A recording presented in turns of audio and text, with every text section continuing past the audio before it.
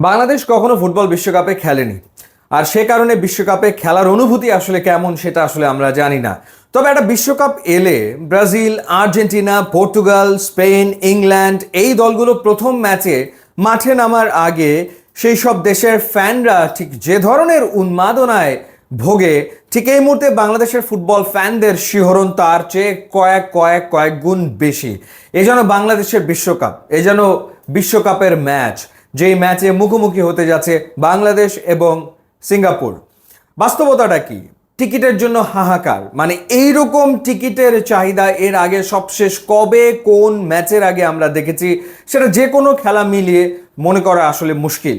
জার্সির ব্যাপক চাহিদা, কোথাও বাংলাদেশ দলের জার্সি আসলে খুঁজে পাওয়া যাচ্ছে না। এই ম্যাচকে ঘিরে যে পরিমাণ বাংলাদেশের জার্সি আসলে বিক্রি হয়েছে, ঠিক কবে এরকম জার্সি আসলে বাংলাদেশের বিক্রি হয়েছিল সেটাও একটা বড় প্রশ্ন বটে। এবং সবাই ঠিক এই মুহূর্তে ফুটবল নিয়ে আলোচনায় মগ্ন।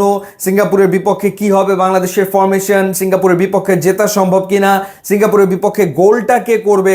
ঠিক বিশ্বকাপ এলে যেরকম আলোচনায় মগ্ন হয় ফুটবল ফ্যানরা যে এবারের বিশ্বকাপে লিওনেল মেসি কেমন পারফর্ম করবে, কিংবা ক্রিস্টিয়ানো রোনালদোর পারফরমেন্স কেমন হবে, এমবাপে, নেইমাররা কেমন খেলবে, ঠিক সে ধরনের একটা আবহ কিন্তু এই মুহূর্তে একেবারে বিরাজ করছে, সেটা নিঃসন্দেহে আমরা বলে দিতে পারি।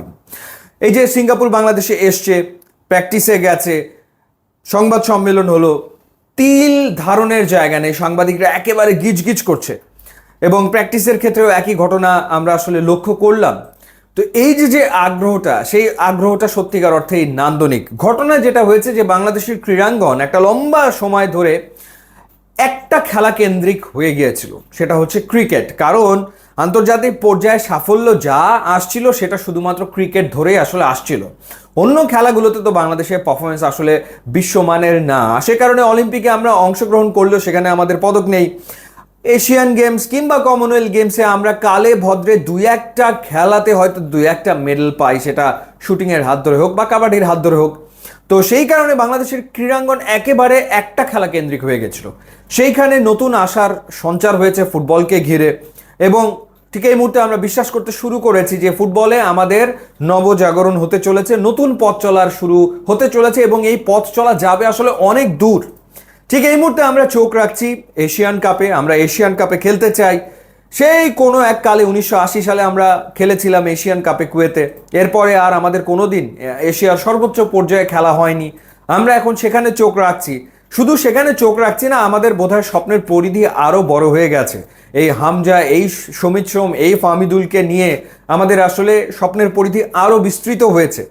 তো সেই বিশ্বাস নিয়েই আসলে কালকে মাঠে নামবে সিঙ্গাপুরের বিপক্ষে বাংলাদেশ দল।